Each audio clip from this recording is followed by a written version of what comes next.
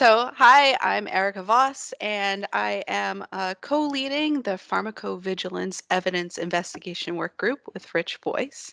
But you might know us from our former name, which was the Larities Working Group. You might remember that, and I'll talk a little bit about that today. But you might know us from our former name, which was the Knowledge Base Working Group. So we've been around for a while, but we're definitely a little bit of a quieter working group. So I'm hoping to get some excitement about us today. So I can't really talk about our working group without going back a little bit in time because I don't think everybody on this call is familiar with what we've been working on. So I'm going to go all the way back to 2014. I think we were still OMOP at that time, but a group of us got together and said, hey, there's all this information out there about medical products and their effects, but they're essentially islands of information. So they're difficult to use in that way. And so, can we build a knowledge base that brings those things together, making them a little bit easier to use? And this paper in 2014 talks about our ideas of how to go about that. And so early on, we identified a couple of different data sources that we were interested in, things like spontaneous adverse events, like the FAERS data, also published literature, like you would get from PubMed or downloading Medline, and product labels like the US SPLs. And early on, we identified like not only are these different data sources in different places, but they all essentially speak different languages. So spontaneous adverse events typically speak MEDRA, literature uses mesh codes, product labels have SBL IDs to identify the drug and MEDRA to identify the outcomes. So the paper discusses a lot of the issues that we knew we were going to face and some potential ideas of how we were going to handle that.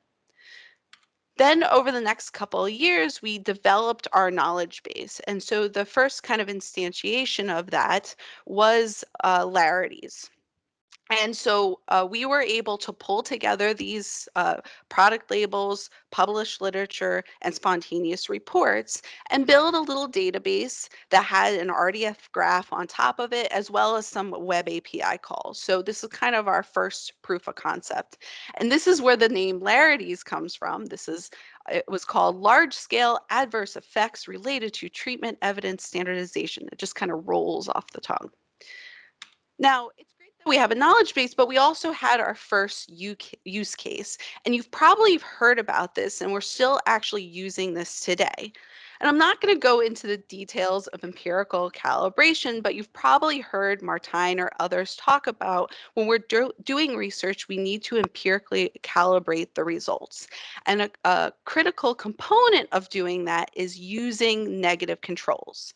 And negative controls are exposure outcome pairs where there is believed to be no causal relationship between the exposure and the outcome.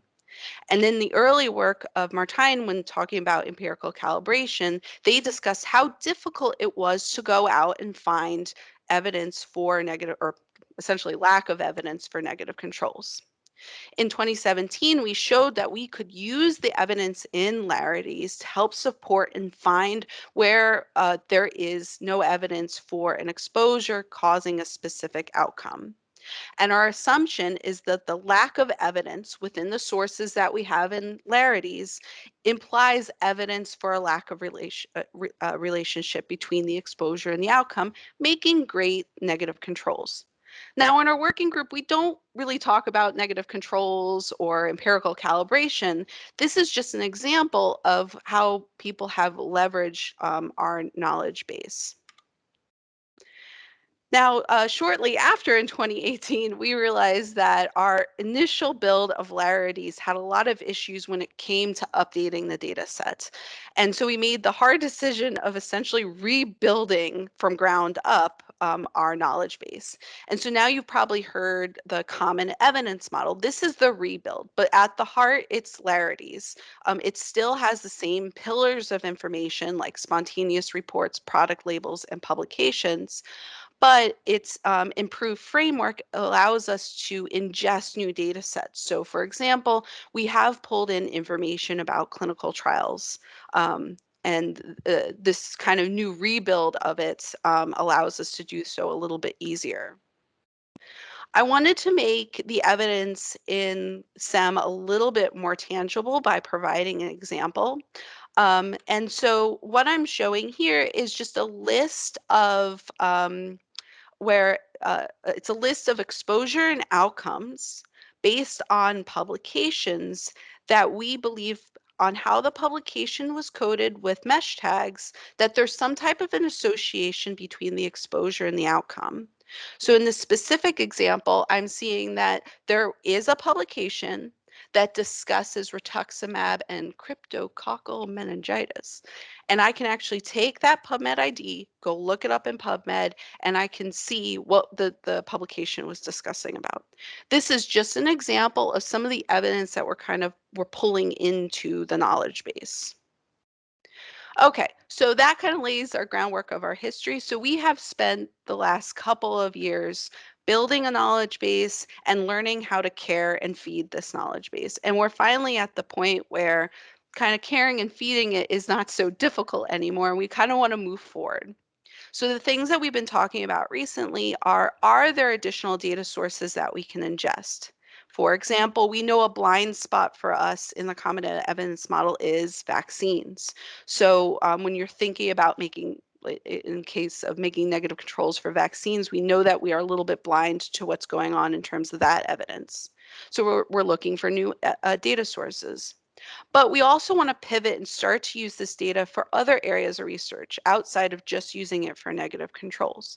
And we have a couple ideas, and we're looking for individuals who might want like a totally doable research project that would yield a nice publication. We just need some hands and some help in that.